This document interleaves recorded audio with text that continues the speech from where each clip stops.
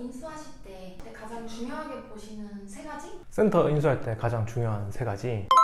제가 필라테스 센터 2개를 지금 인수해서 운영하고 있잖아요. 그래서 좀 중요한 것들을 좀 정리해 보면은, 첫 번째는 이겁니다. 입지가 진짜 중요하거든요. 왜 중요하냐면은 시작을 하기 전에는 변동값이에요. 충분히 고려를 하고 이제 정할 수 있는데, 이제 내가 확정하는 순간 얘는 그냥 고정값으로 바뀝니다. 내가 어떤 수단과 방법을 써도 그냥 그 센터는 그 자리에 있는 거죠. 인수할 때 엄청 고민을 많이 해야 돼요. 그리고 입지가 좋다 나쁘다를 따지는 거는 사실 여러 가지 방법들이 있는데, 그걸 이제 뭐 데이터로 확인할 수도 있고, 필라테스 센터에 있어서 가장 중요한 거는 센터 앞 뒤로 사람들이 얼마나 돌아다니느냐가 진짜 중요한 것 같아요. 기본적으로 필라테스 센터는 고객 한 명 한 명 결제하는 금액이 높다 보니까 갑자기 어느 날 툭 들어와서 결제하고 사가고 그런 상품은 아니거든요. 그런데 사람들이 들락날락하는 길목에 있어야 우리가 거기다가 X배너를 놓고 아니면 간판을 놓고 이런 걸 해야 노출이 되죠. 사람들의 노출도를 높이기 위한 입지가 좋은 것 같다. 그리고 자연스럽게 이런 입지들은 보통 역 앞이나 아니면 번화가 근처거나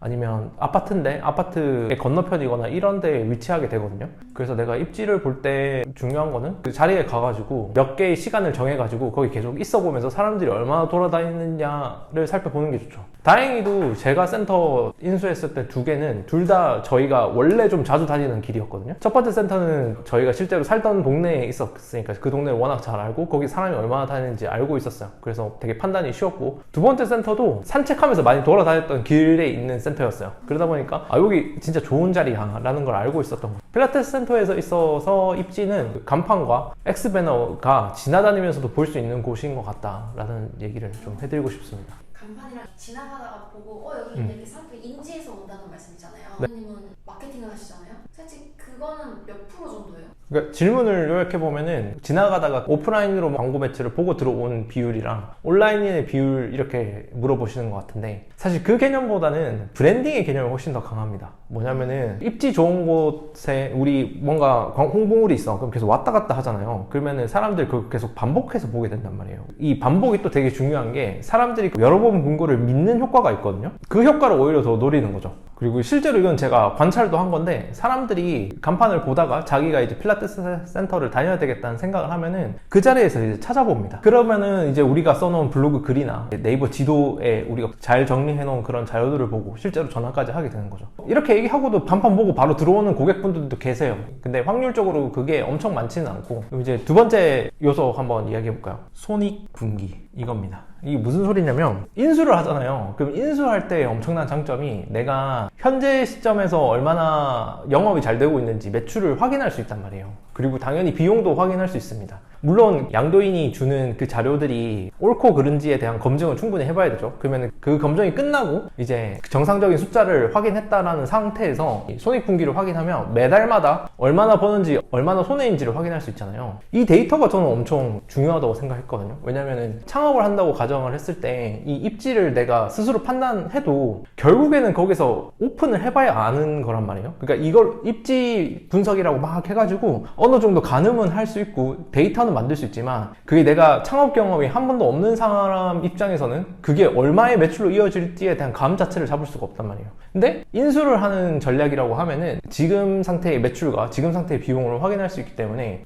이 입지에서 이 정도의 매출이 나오네, 혹은 이 정도의 손해가 나오네 라는 걸 확인하고 들어갈 수 있다는 엄청난 장점이 있습니다. 이건 사람마다 다 기준이 다를 수 있지만 일단 손해는 안 나는 센터여야 돼요. 이게 또 어떤 중요한 의미를 가지고 있냐면, 지금 운영하고 계신 분들도, 그러니까 양도인도 엄청난 노력을 통해서 그 센터를 운영하고 있는 걸 거거든요. 자기 딴에는 최고의 노력을 하고 있는 겁니다. 그럼에도 불구하고 매출이 안 나온다 이러면은 입지나 이렇게 우리가 알 수 없는 뭔가 이유 때문에 안 되는 경우일 수도 있거든요. 그렇기 때문에 손해 나는 거는 굳이 우리가 할 필요 없는 거죠. 대신에 어떻게든 그냥 적은 금액이라도 수익이 나고 있는 센터면은 그 센터는 일단 작동은 하고 있는 센터다라고 생각할 수 있을 것 같거든요. 이왕 인수하는 건데 작동하고 있는 센터를 인수하는 게 낫잖아요. 그래서 손익분기를 볼 때 조금이라도 이익이 나는 센터를 고릅니다. 근데 당연히 이 이익이 많이 나고 있으면 권리금을 많이 달라 그러겠죠. 이익이 그렇게 많이 안 나는 센터들은 권리금이 그렇게 많이 형성이 안 돼 있거든요. 예를 들어서 센터를 이제 창업했을 때 들어가는 비용이 막 1억 5천이야. 자기 투자금이 1억 5천 정도 들었어. 그런데 매달 순이익이 100만 원밖에 안 나온다. 이러면은 자기가 투자한 거 대비 들어가는 노력이 너무 많다고 생각을 하고 그걸 되게 빨리 떠버리고 싶어 하거든요.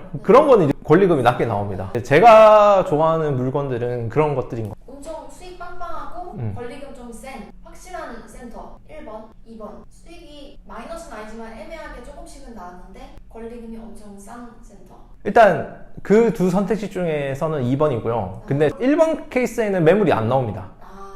그러니까 1번의 경우는 거의 존재하지 않는 유니콘 같은 녀석이라고 보시면 되죠. 그런 거는 보통 내부 직원한테 인수인계 되는 경우들이 많은 것 같아요. 제 3자한테까지는 잘 넘어오진 않죠. 그리고 3번은 그겁니다. 매물이랑은 상관없는 건데 이거예요. 내가 더 잘 할 수 있는가? 이게 엄청 중요하거든요. 그러니까 아까 2번 할 때도 살짝 설명을 드렸었는데 지금의 양도인도 엄청 노력을 하면서 그 센터를 운영했을 거 아니에요. 근데 그 사람이랑 똑같이 운영하면 결과는 똑같을 뿐이거든요. 그 사람보다 내가 뭘 잘할 수 있는지를 보고 그 상태를 보완할 수 있겠다고 싶은 전략이 딱 섰을 때 이제 인수를 하는 겁니다. 저는 이제 블로그 마케팅을 할 수 있잖아요. 저한테 되게 유리한 거는 그거였어요. 네이버 검색을 해보는 거죠. 그리고 이 센터가 노출이 안 돼 있어. 이러면은 저한테는 엄청 좋아요. 왜냐면 내가 그 노출을 시킬 수 있기 때문에. 이것들을 좀 종합해보면 그런 거죠. 입지 좋은지 확인됐어. 그 다음에 약간의 수익이 나. 그런데 검색했을 때 결과물이 안 나와.